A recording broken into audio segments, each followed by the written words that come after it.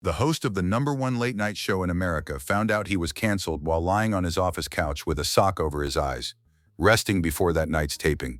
That man is Stephen Colbert. For 11 years, he held the most storied desk in late night, the same chair once occupied by David Letterman. And when the network cut the cord in July 2025, it wasn't because the ratings had slipped. It was because he had said something on air that, 3 days later, cost him everything.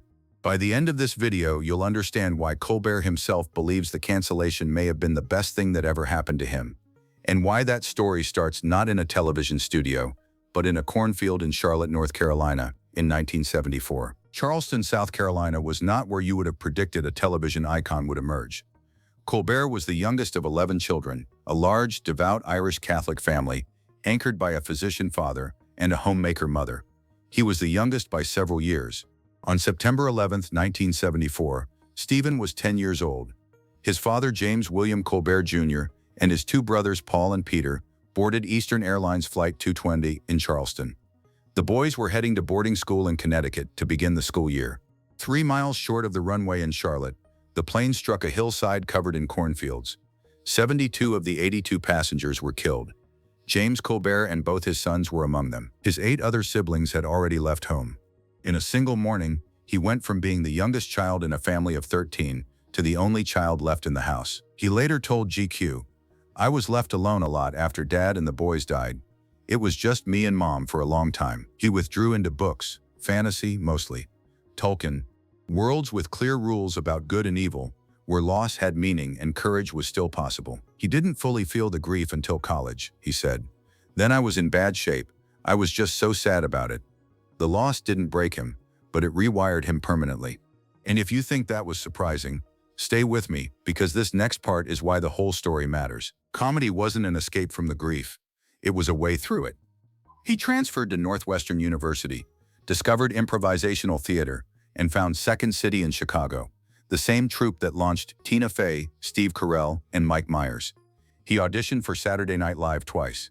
Both times, he didn't make the cut. From there, he went to Comedy Central, building a sketch show called Exit 57 with 2 Second City castmates, then joining The Daily Show in 1997 under Jon Stewart. He became the show's longest-serving and most versatile correspondent. In 2005, that character, a humorless, blustering faux conservative pundit who was always certain and always wrong, got its own show. The Colbert Report ran for 9 years, produced more than 1,400 episodes, won 6 Emmy Awards, and introduced the word truthiness into the American vocabulary. The performance was so committed that millions of viewers still weren't entirely sure where the character ended, and the man began. When he walked off that set in 2014, he had to figure out who he actually was on television, and the answer turned out to be something more compelling than the character. Most people who know this story stop here, but the real story starts right now. Taking over from David Letterman in 2015 was not a smooth transition. The character was gone. For the first time in his professional life, Colbert walked out as himself. No ironic distance, no mask. The early seasons struggled. Critics questioned whether the satirist could survive without the armor. He survived because of something the character had never required: empathy built from real loss. When Kobe Bryant died in January 2020, Colbert was the only host who talked plainly about what it felt like to lose someone without warning. He spoke from experience his competitors didn't have. The show found its footing and never lost it.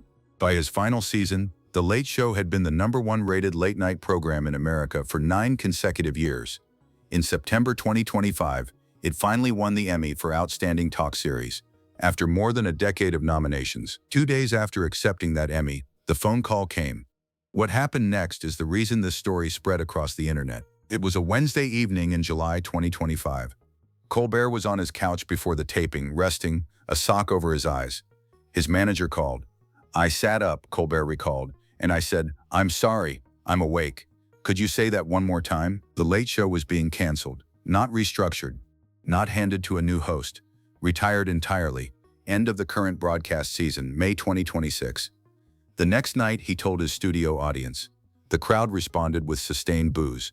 "Yeah," Colbert said, "I share your feelings. It's not just the end of our show," he added. "It's the end of The Late Show on CBS. I'm not being replaced. This is all just going away." CBS called it purely a financial decision against a challenging backdrop in late night. The network called Colbert irreplaceable, but the timing was impossible to ignore. 3 days earlier, in a Monday monologue, Colbert had described Paramount's decision to settle President Trump's lawsuit over a 60 Minutes interview as a big fat bribe. Paramount was mid-process on an $8.4 billion merger that needed the Trump administration's approval. 2 U.S. senators publicly questioned whether the cancellation was connected to the criticism. Trump celebrated on social media. CBS denied any political motive. Colbert thanked the network and said nothing further on the subject. One phone call, one conversation. That's all it took to change the direction of everything. Here is the part of this story that almost nobody reported at the time. A full year before CBS made that call, Colbert had already picked up the phone and dialed Peter Jackson. Jackson, director of The Lord of the Rings and The Hobbit trilogies, confirmed at the Cannes Film Festival that Colbert reached out with a pitch for a brand new Lord of the Rings film, developed from Tolkien's original books. He phoned me up a year ago, before he knew his show was going to finish, and said, "I don't know if you're interested, but I've got an idea for a Tolkien movie," Jackson told Variety.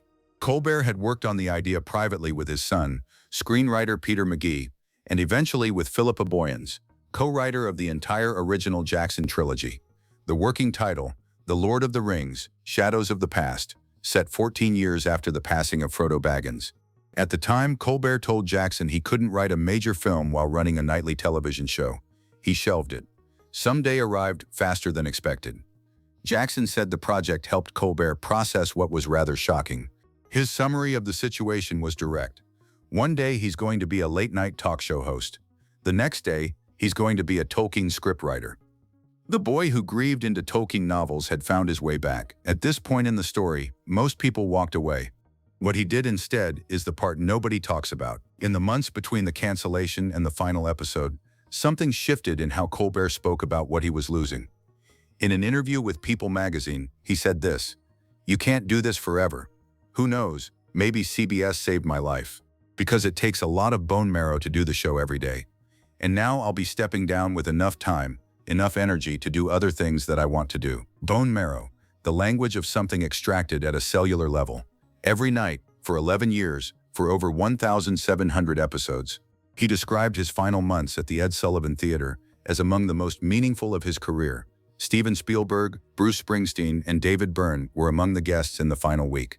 His wife of 32 years, Evelyn, was beside him throughout. His 3 adult children were grown. He described this stage of fatherhood as the best. The boy who lost his father at 10 years old had made it to the other side of everything. He stood in the same theater where the Beatles had played, said goodnight for the last time on May 21, 2026, and walked out with a Lord of the Rings script waiting on his desk. Whether that film becomes something remarkable is still being written. What isn't in question is the shape of the journey.